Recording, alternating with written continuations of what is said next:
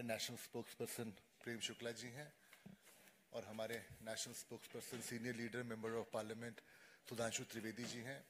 एक बहुत ही महत्वपूर्ण विषय पे हम लोग आए हैं।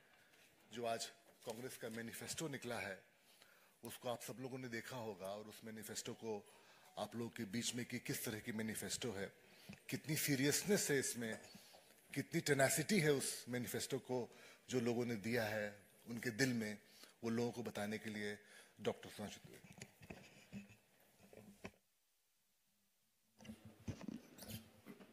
मित्रों, आज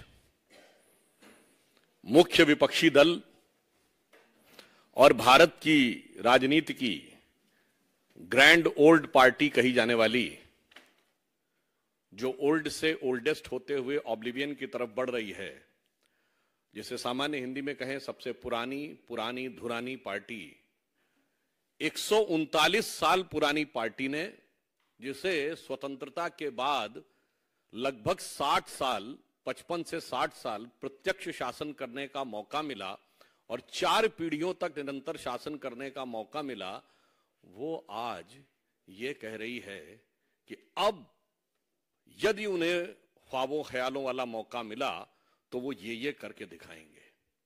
मतलब एक कहावत होती है, आह को चाहिए एक उम्र असर होने तक। यहां तो 4 पीढ़ी निकल गई, 4 उम्र गुजर गई और अब वो कह रहे हैं कि साहब अब वो कमाल करके दिखा देंगे। परंतु मैं ये बताना चाहता हूं कि जितनी भी बातें उन्होंने कहने का प्रयास किया, तो मैं 2-3 तथ्य आपके सामने रख देता हूं। जो उनके विद्वान लोगों ने कहने का प्रयास किया है, वास्तविकता यह है कि अगर आज महंगाई की दर और बेरोजगारी की दर देखें तो 5% के आसपास महंगाई की दर और 3.1% के आसपास बेरोजगारी की दर है। मैं कांग्रेस के लोगों को ध्यान दिलाना चाहता हूं, पिछले 50 साल में, in the last 50 years, the years which are having the lowest rate of inflation, 2017 3.33, 2019 3.73, 2004 3.77, 2001 3.78, 2003 3.81, 2018 3.94, 2000 4%, 2005 4.2% और इस समय 5%। 5% के नीचे हैं, उनमें से 8 या 9 वर्ष हमारे शासनकाल के हैं। यह हकीकत है। अब यदि आपसे पूछा जाए कि हाईएस्ट ग्रोथ रेट के जो टॉप 10 हैं ईयर्स, उसमें वर्तमान समय में हम G7 कंट्रीज में, G20 कंट्रीज में हाईएस्ट ग्रोथ रेट के साथ हैं। परंतु उसमें भी यदि देखा जाए तो भारत में पिछले 10 वर्षों में, पिछले 50 वर्षों में 2021, 16, 15, 4 और 3 यानी अधिकतम हमारे कार्यकाल में हुआ है। अब यदि आपसे पूछा जाए साहब निगेटिव ग्रोथ रेट कब रही है, हाईएस्ट इन्फ्लेशन कब रहा है, तो 1974 में 50 साल पहले 26% रेट ऑफ इन्फ्लेशन रहा है। महंगाई की दर 26% और विकास दर जानते कितनी थी? 1.19%। विकास दर 1.19%, महंगाई की दर 26%। और पिछले जमाने में जितनी बार 10 से ऊपर महंगाई की दर रही है वो केवल हमारा 2020 का दौर छोड़ के, सबको पता है कोविड का दौर था, उसमें निगेटिव ग्रोथ रेट रही है क्योंकि पूरी दुनिया में लॉकडाउन था। इसके अलावा जब जब निगेटिव ग्रोथ रेट रही है तो कांग्रेस के शासनकाल में रही। इसलिए मैंने कहा ना, जिनको 4 पीढ़ी तक मौका मिला है, जिनको इतने लंबे समय तक मौका मिला है, उन सारे लोगों का अब यह दावा है कि साहब अब हम कमाल कर देंगे। और फिर देखिए कितनी मजेदार बात वो लोग कहते हैं और कैसी कैसी चीजें करने का प्रयास करते हैं। अब देखिए साहब, आपने कांग्रेस के मैनिफेस्टो में देखा होगा, ये वाटर मैनेजमेंट के ऊपर ये फोटो है। देखिए इसको जाके आप चेक कर लीजिएगा, ये न्यूयॉर्क की बफेलो लिवर की है। अब देखिए, मुझे लगता है कि अभी तक उनकी सोशल मीडिया चेयरपर्सन के अकाउंट से किसने ट्वीट कर दिया था तो पता नहीं लगा पाए, पर उससे बड़ा यक्ष प्रश्न हो गया है, ये फोटो कौन भेज रहा है विदेश से? मतलब ऑन द लाइटर नोट मैं कहना चाहूंगा, बफेलो शब्द को हिंदी में भैंस कहते हैं और हिंदी में की है इनको करने के लिए। अब आइए साहब, इन्वायरमेंटल क्लीनिनेस के ऊपर ये फोटो है और ये जानते कहां की है? The most favoured and sort of destination of चिर युवा of Indian politics Rahul Gandhi ji का, थाईलैंड के। अब आप ये समझिए, महत्वपूर्ण बात यह है, इसका अर्थ यह हुआ कि अभी तक तो वे कहती थी कि उनके अकाउंट्स कौन कौन हैंडल करता है पता नहीं लगता, कौन आके कर देता है। भाई ये तो मैनिफेस्टो में कौन कौन कर रहा है ये तो पता लगना चाहिए। फिर आपको ये भी ध्यान हो, आज उनके अध्यक्ष आदरणीय खड़गे जी ने कहा कि जब कांग्रेस को हाथ में सत्ता मिली थी तो एक सुई भी नहीं बनती थी देश में, यही बोला था ना आप सबने। और ये तो उनका बड़ा चिर परिचित डायलॉग रहा है, और हमने रॉकेट बना दिया। वैसे पहली बार इंटरमीडिएट रेंज बैलिस्टिक मिसाइल तो हमारे जमाने में बनी है, ब्रह्मोस, मगर कोई बात नहीं, रॉकेट बनता था। पर ये बताइए 47 में सुई नहीं बनती थी। आपको पता है भारत का पहला पावर प्रोजेक्ट शिव समुद्रम पावर प्रोजेक्ट 1902 में मैसूर में शुरू हो गया था, मगर सुई नहीं बनती थी। Indian institute of sciences Bangalore 1916 बन गया था, सुई नहीं बनती थी। पहला डैम विश्वेश्वरैया जी ने मैसूर में बना दिया था आजादी से पहले, पर भारत में कुछ होता थोड़ी था। मिंटो आई हॉस्पिटल बन गया था बेंगलोर में, भारत का पहला नहीं दुनिया का पहला। इससे पहले हॉस्पिटल्स में आई डिपार्टमेंट होता था, मगर आई हॉस्पिटल पहला बना था। कुछ होता थोड़ी था भारत में। अच्छा ये बताइए, सीवी रमन को नोबेल प्राइज मिल गया था 1930 में, मगर सारे पढ़ने के संस्थान तो नेहरू जी ने खोले थे। तो नेहरू जी के बनने से पहले, जिसे आइंस्टीन की थ्योरी में कहते हैं ना कि वो पोस्ट में जाके शायद वो बैक उसमें जाकर उन्होंने बना दिया था। दूसरी बात, वो सब डॉक्टर इंजीनियर तो सब आजादी के बाद नेहरू जी की कृपा से बनने शुरू हुए। और डॉक्टर द्वारकानाथ कोटनीस का आपने नाम सुना होगा, वो चाइना और जापान की वॉर में मदद करने के लिए 1930-32 में डॉक्टरों का प्रतिनिधि मंडल लेके गए थे। और हमारे विचार परिवार के संघ के संस्थापक डॉक्टर केशव राव बलीराम हेडगेवार डॉक्टरी पढ़ लिए थे 1920 में ही। मैं सिर्फ ये यथार्थ बनाना चाहता हूं, भारत की वायुसेना 1932 में बन गई। मैंने सिर्फ ये बताने का प्रयास किया है, बहुत सारी चीजें उनको लीगेसी में मिली, यथार्थ क्या था ये बताना चाहता हूं। ये बताइए एयरलाइंस कब बनी थी, टाटा की एयरलाइंस। परंतु यही हम आपसे साफ बताना चाहते हैं कि जो हकीकत है और जो झूठ है उसका अंतर बहुत साफ है। तो कांग्रेस ने तब तक लोगों को भ्रमित करने में सफलता हासिल की जब तक मीडिया स्वतंत्र नहीं था, साक्षरता की दर कम थी, संचार के साधन बहुत प्रबल नहीं थे। मैं पुनः ये बात कहना चाहता हूं, जब भारत की साक्षरता दर 50% क्रॉस की है तब पहली बार हमारी सरकार बनी है 1998 में। जब 60% पार की है तो मोदी जी के नेतृत्व में हमारी स्पष्ट बहुमत की सरकार बनी है। अब 75% पार कर रही है तो हम भी 400 पार जाने की तरफ आगे बढ़ रहे हैं, क्योंकि अब झूठ का मुलम्मा चढ़ाना पॉसिबल नहीं होता है। अब मैं इस पे दूसरा बिंदु बताना चाहता हूं, आपको ध्यान हो, खड़गे जी ने कहा कि हम 1 लाख रुपए देंगे सब महिलाओं को।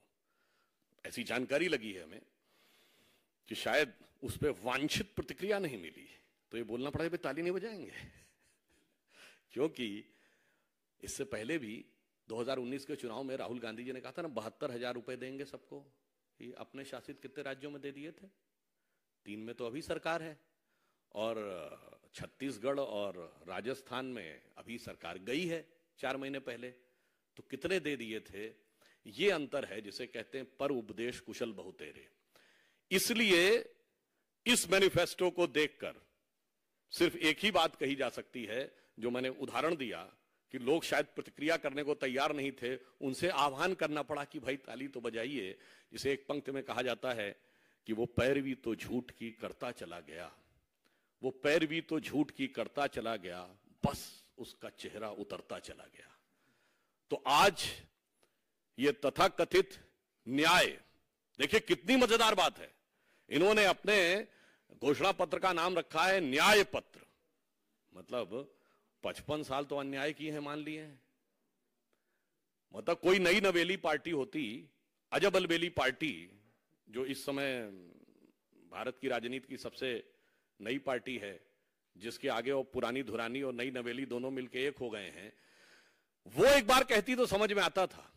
आपका इतना बड़ा बैगेज और ये आप कहने का प्रयास कर रहे हैं, इसलिए मैं गंभीरता से कहना चाहता हूं, जिन्होंने भारत की युवाओं की क्षमता के साथ न्याय नहीं किया, जिन्होंने भारत की आर्थिक क्षमता के साथ न्याय नहीं किया, जिन्होंने भारत की औद्योगिक क्षमता के साथ न्याय नहीं किया, जिन्होंने भारत की सैन्य क्षमता के साथ न्याय नहीं किया, जिन्होंने भारत की सुरक्षा के साथ न्याय नहीं किया, वो न्याय ये था कि हमारी फौजें मैदान में जीत के आती थीं और राजनीति की टेबल पर सब कुछ लुटा के सरकारें चली आती थीं। जैसे हम उस जमाने में एक नारा कहते थे कि फौज न हारी, कौम न हारी, हार गई सरकार हमारी। हमारे सैनिकों ने बलिदान देकर जो जो इलाके कब्जे में किए, और इनकी विदेश नीति क्या रही कि पंजाब गया, कश्मीर गया, आधा आधा चला गया, और चला बंगाल गया, और चीन के हाथों मानसरोवर का वहां ऊंचा भाल गया। इसलिए जिन्होंने भारत की सांस्कृतिक गौरव के साथ कभी न्याय नहीं किया, जिन्होंने भारत की सामाजिक समरसता के साथ न्याय नहीं किया, जिन्होंने भारत की योग्यता के साथ कभी न्याय नहीं किया, वो जब भेष बदल कर आकर आज ये कहने का प्रयास करते हैं तो भारत की जनता पूरी तरीके से आश्वस्त है। और मजे की बात, विदेशी फोटो लगाते हैं। हाँ, विदेशी प्रभाव जो है वो कांग्रेस के ऊपर कितना गहरा हो गया है। और यहां मैं पुनः ये पूछना चाहता हूं कि चूंकि वो अभी तक ये बता नहीं पाते हैं कि उनके अकाउंट्स कौन डील करता है और ये फोटोएं कहां से आती हैं, इसमें विषय ये नहीं है कि फोटो गलत लग गई है, विषय ये है कि फोटो विदेश की लग गई है। ये गंभीरता की बात है। यानी अभी तक वो विदेश में जाकर भारत के विरुद्ध अपशब्दों का प्रयोग तो करते थे, मोदी जी से लड़ने के लिए विदेश में जाके गुहार तो लगाते थे, अब विदेश से उधार लाकर फोटो भी लगाने लगे हैं। मुझे लगता है ये अपने आप में और गंभीर प्रश्न खड़े करता है। इसलिए हम स्पष्ट रूप से कहना चाहते हैं कि एक तरफ है हमारे प्रधानमंत्री श्री नरेंद्र मोदी जी के जांचे परखे खरे नेतृत्व में एकजुटता, श्रेष्ठता के साथ हर गरीब को न्याय देता हुआ, विकास के नए पथ पर ले जाता हुआ, सुरक्षा को सुदृढ़ करता हुआ और राष्ट्र के गौरव को बढ़ाने वाला एनडीए गठबंधन, और दूसरी तरफ आपसी अंतर्विरोधों से भरा हुआ, एक दूसरे के प्रति अविश्वास से भरा हुआ, केवल निजी स्वार्थ के आधार के ऊपर एक दूसरे को मात देने की भाव से आकर खड़े हुए, अपने अपने परिवार और भ्रष्टाचार को आने के लिए खड़े हुए भ्रम से भरा हुआ एक गठबंधन। तो ये भ्रम का, झूठों का पुलिंदा और दूसरी तरफ भरोसे की गारंटी। तो मोदी की गारंटी जो भरोसे की गारंटी है और भ्रम का पुलिंदा जो उनके बयान से लेके और फोटो तक दिखाई पड़ रहा है। देश की जनता, विवेकपूर्ण जनता इसके ऊपर सम्यक विचार करेगी। और मैं ये कहना चाहता हूं, जो कांग्रेस की फितरत रही है, आदत रही है, शरारत रही है, उसी के अनुरूप उन्होंने एक बार फिर भ्रम पैदा करने के लिए ही इस प्रकार का मैनिफेस्टो दिया है, जिसमें से एक भी चीज ना उन्होंने केंद्र में रहते हुए कभी पूरी की, ना राज्य सरकारों में रहते हुए पूरी की है। धन्यवाद।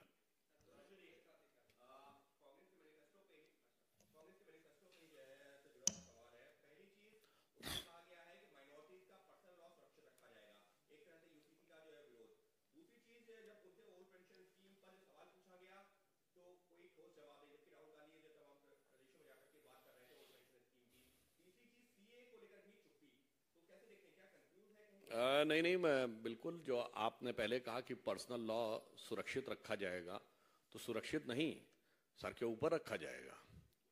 क्योंकि मैं पुनः ये बात पहले भी कह चुका हूं, दोबारा कहना चाहता हूं, दुनिया में एक सेकुलर देश बताइए जिसमें सुप्रीम कोर्ट और शरिया में मतभेद हो जाए तो देश की संसद सुप्रीम कोर्ट के जजमेंट को रौंद कर पार्लियामेंट में शरिया को सर्वोच्च न्यायालय से ऊपर कर दे। शाहबानो केस 1985, स्वर्गीय राजीव गांधी प्रधानमंत्री थे और 400 की प्रचंड मेजॉरिटी थी, यानी राहुल गांधी जी के स्वर्गीय पिताजी के समय में।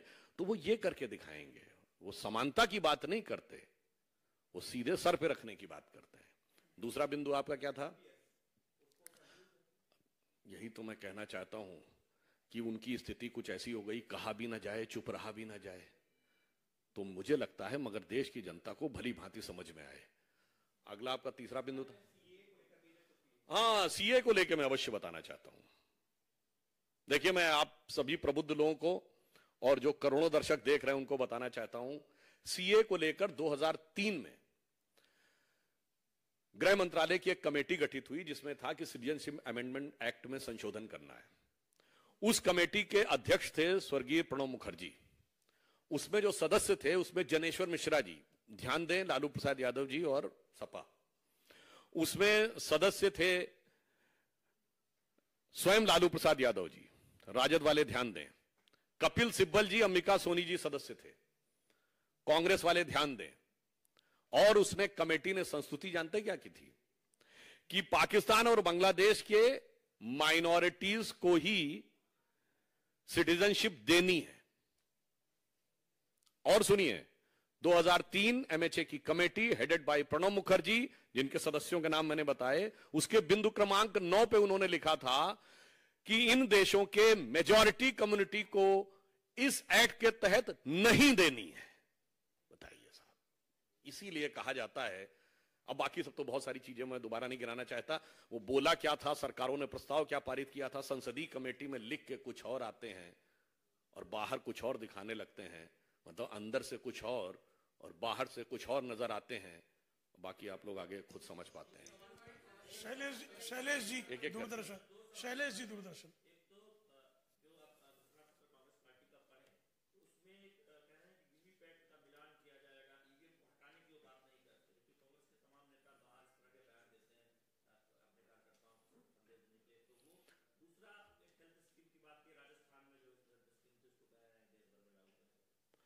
वैसे जहां तक चुनावी प्रक्रिया की बात है तो भारतीय संविधान के अनुसार उस प्रक्रिया के संचालन के बारे में निर्णय लेने का अधिकार चुनाव आयोग को होता है।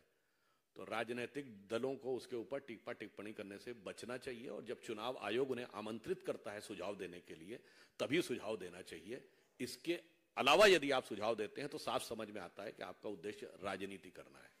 अनामिका जी। और वैसे मैं एक और बात पूछना चाहता हूं, यदि उनको इस बात पे आपत्ति है तो बड़ा देखिए कितना मजेदार बात वो बताते हैं। उनको ईवीएम को लेकर शक होता है, मगर साहब ईवीएम पंजाब में अच्छा काम करती, हरियाणा में गड़बड़ हो जाती है। वो हिमाचल में अच्छा काम करती, उत्तराखंड में गड़बड़ हो जाती है। उत्तर प्रदेश में काम सही नहीं करती, दिल्ली में अच्छा काम करती है। और राजस्थान में 2018 में सही काम करती, 2023 में गड़बड़ हो जाती है। और छत्तीसगढ़ में भी 2018 में सही काम करके 2023 में गड़बड़ हो जाती है। फिर वो बंगाल में, तेलंगाना में और आंध्र में तो बहुत सही काम करती है। अब क्या बताएं, गुजरात महाराष्ट्र में गड़बड़ हो जाती है। तो मुझे लगता है देश की जनता को यदि वो ये बताना चाहते हैं तो शायद इसीलिए उनको वो संज्ञा दी गई थी, जिस कारण जो अब औपचारिक रूप से बोलना उचित नहीं है। इशारों को अगर समझो, राज को राज रहने दो।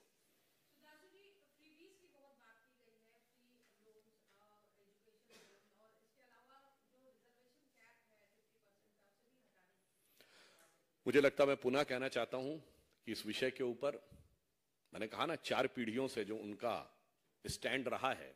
काका कालेलकर कमीशन की रिपोर्ट नेहरू जी के समय बनी 1953, रिपोर्ट आई 1955, कांग्रेस रही 77 तक, 22 साल शांति। मंडल कमीशन की रिपोर्ट बनी, गठित हुआ 1978, रिपोर्ट आई 1980, तब तक इंदिरा जी आ गई, 9 साल शांति। तो जिन लोगों ने स्वयं कथनी ये करनी ये की है, उनकी कथनी भरोसा नहीं कर सकता। और मैं पुनः एक बात भी बता देता हूं, ये जो बाकी दल हैं जनता परिवार के, ये जो कहना चाहते हैं, इनके भी बहुत साफ बता देना चाहता हूं, इन लोगों का कभी भी समाज के वर्गों को वास्तविक सामाजिक न्याय दिलाने से कोई लेना देना नहीं था। ये सब कुछ इनकी सेल्फ राजनीति से गवर्न था। मैं दर्शकों को याद दिलाना चाहता हूं, आज की पीढ़ी जाके चेक कर ले, मंडल कमीशन की रिपोर्ट लागू हुई 7 अगस्त 1990। नवंबर 1989 में वीपी सिंह प्राइम मिनिस्टर बन गए थे, 11 महीने नहीं हुई। और आप बड़ा लॉजिकली सोचिए, 8 दिन बाद 15 अगस्त था और वो उनका पहला 15 अगस्त था। 15 अगस्त को घोषणा क्यों नहीं की? इस पे किताबें उपलब्ध हैं। शरद यादव जी ने एक किताब में स्वयं लिखा हुआ है कि 9 अगस्त को देवीलाल की रैली थी और उन्हें लग रहा था कि उस रैली में इतनी भीड़ आने वाली है कि जनता दल टूट जाएगा। और जनता दल की अंदरूनी राजनीति को बचाने के लिए उन्होंने किया, क्योंकि उस समय तक स्वर्गीय देवीलाल जी की कम्युनिटी ओबीसी में नहीं आती थी, ताकि बाकी लोग जाने ना पाए। अर्थात सामाजिक न्याय से इनका कोई लेना देना नहीं था, इनका उद्देश्य अपनी सत्ता को बचाने के लिए था।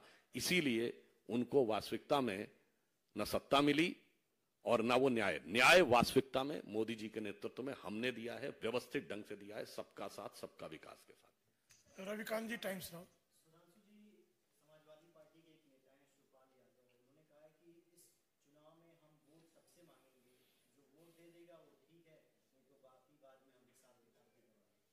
नहीं, वैसे जहां तक हिसाब किताब की बात है, किताब तो शायद उनके हाथ से बहुत अर्ली एज में छूट गई थी और हिसाब करने के लिए जनता बहुत सक्षम है। अरुण जी, सीनन।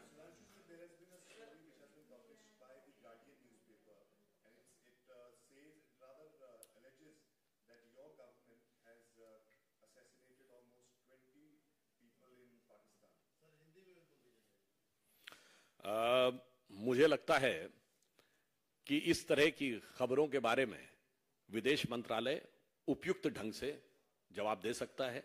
इस पर हमारा बोलना उचित नहीं है, परंतु मैं एक और बात कहना चाहता हूं। इस ढंग की खबरें आ रही हैं। इससे पहले क्या खबर आती थी कि पाकिस्तान वाले आए और घुसकर भारत में इतने लोगों की हत्या करके चले गए, इतने धमाके करके चले गए। कहां?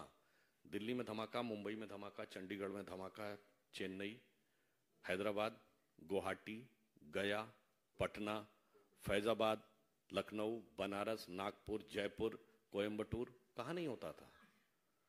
तो थोड़ा हेडलाइन बदली है, मगर इस हेडलाइन बदली की वास्तविकता के बारे में मुझे लगता है कि अखबारों में जो भी बातें छपती हैं वो कितने आधार पे होती हैं, इस पे उपयुक्त उत्तर विदेश मंत्रालय देगा। Suchitra NI.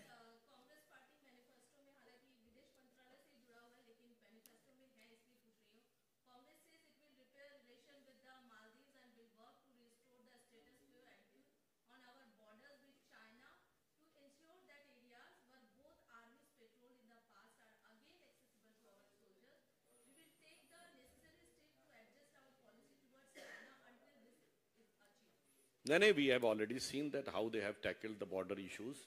Prime Minister has also given an example from Kacha Thivu to Aksai Chin. वो पूरी कहानी बता रहा है और बॉर्डर इश्यूज के ऊपर चाइना के साथ वो सारी बातें क्या बताने की जरूरत है। पाकिस्तान के साथ बांग्लादेश बनने के बाद 93,000 प्रिजनर ऑफ वॉर थे, तब तो पीओके सॉल्व नहीं कर पाए। मतलब अब आप कहते हैं ये कर देंगे, और वास्तविकता ये, अरे बाकी छोड़िए, अभी मैंने जो बोला, पाकिस्तान आकर घुसकर मारकर चला जाता था और वो सिर्फ गुहार लगाते रहते थे। अब हम जाते हैं और घुसकर मारकर चले आते हैं, वो गुहार लगाता है। इतना बड़ा परिवर्तन तो लोगों को नजर आता है। सुजीत ठाकुर, दैनिक भास्कर।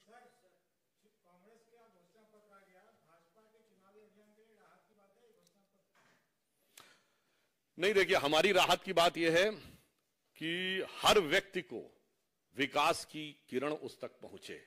जो हम सत्ता में नहीं थे, जब हम कहते थे ना, उगा सूर्य कैसा, कहो मुक्ति का ये उजाला करोड़ों घरों तक न पहुंचा, तो मोदी जी उसके लिए प्रतिबद्ध हैं। और बाकी वो उन लोगों के लिए आपस में सोच की बात है, कौन दल क्या करने की कोशिश कर रहा है। हमारा लक्ष्य है 2047 तक भारत को, मोदी जी ने लक्ष्य रखा है विकसित राष्ट्र बनाना, नंबर 1 की अर्थव्यवस्था बनाना। उनका लक्ष्य है हमार बिटवा हमार बिटिया को किसी भी प्रकार से सत्ता में स्थापित करना और अपने परिवार की अर्थव्यवस्था मजबूत करना। आखिरी प्रश्न।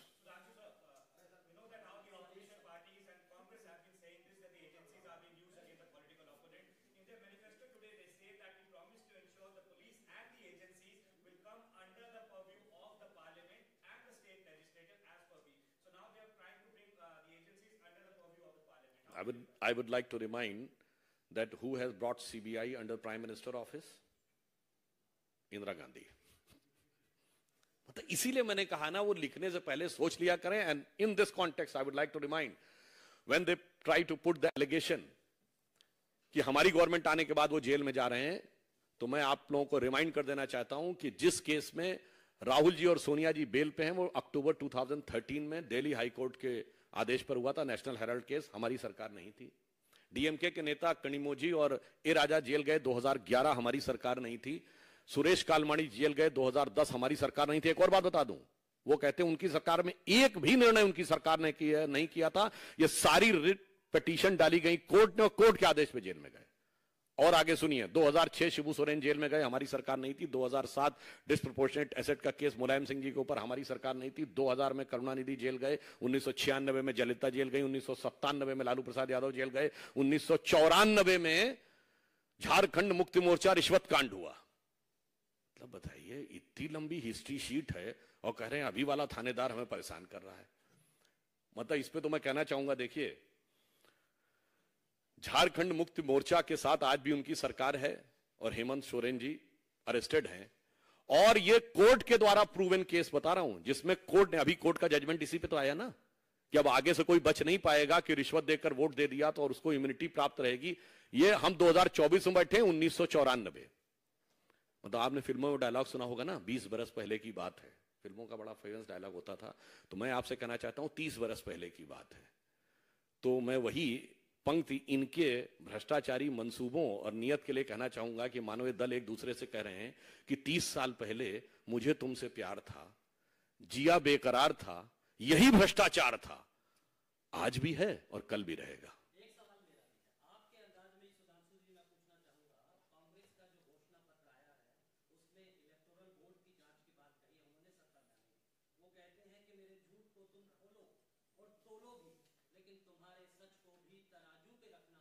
इलेक्टोरल बोर्ड पर क्या कहना? प्रधानमंत्री जी ने कहा है 2014 से पहले का अपना भी डिटेल देने, अपने इलेक्टोरल बॉन्ड का दे दें। बड़ी मजेदार बात है, देखिए वो जो मैंने बात बोली ना, वो पैरवी तो झूठ की करता चला गया, बस उसका चेहरा उतरता चला गया, इलेक्टोरल बॉन्ड तो वो लेता चला गया, 1461 करोड़ के लेता चला गया, और उसके बाद भी आके चीखता चला गया।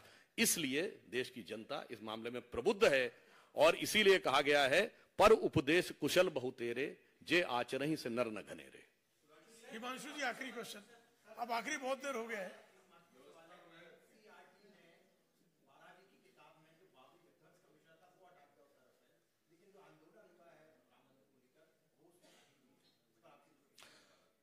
देखिए इस विषय पे जो आधिकारिक हमारे शिक्षा मंत्रालय के लोग होंगे वो बता सकते हैं, परंतु इतना जरूर मैं कहना चाहूंगा कि श्री राम जन्मभूमि आंदोलन भारत के स्वतंत्र भारत के इतिहास का पहला आंदोलन था जो उत्तर और दक्षिण दोनों जगह हुआ। जेपी आंदोलन भी नॉर्थ में ज्यादा था, और उस आंदोलन ने पूरे देश की सोच और व्यवस्था में एक बदलाव लाया, और जानते हैं देश की अर्थव्यवस्था में ही बदलाव लाया। जब तथाकथित बाबरी ढांचा था तो फॉरेन एक्सचेंज रिजर्व कितना था? 1 बिलियन के नीचे था। रुपये का डिवैल्यूएशन 2 बार हुआ था, अगस्त जुलाई 91 और सितंबर 91, ठीक। और उसके बाद जब कोर्ट का जजमेंट आया कि खुदाई होगी और नीचे मंदिर का ढांचा निकल आया, वो कौन सा ईयर था? 2003। तो फॉरेन एक्सचेंज रिजर्व 100 बिलियन पहुंचा। जब जजमेंट आया तो फॉरेन एक्सचेंज रिजर्व 2019 में 500 बिलियन पहुंचा, और जब मंदिर का शिलान्यास हुआ तो 600 बिलियन पहुंचा। इसलिए देखने के नजरिए बहुत हैं, जरा चश्मा उतारो फिर देखो यारो, दुनिया नई है चेहरा पुराना।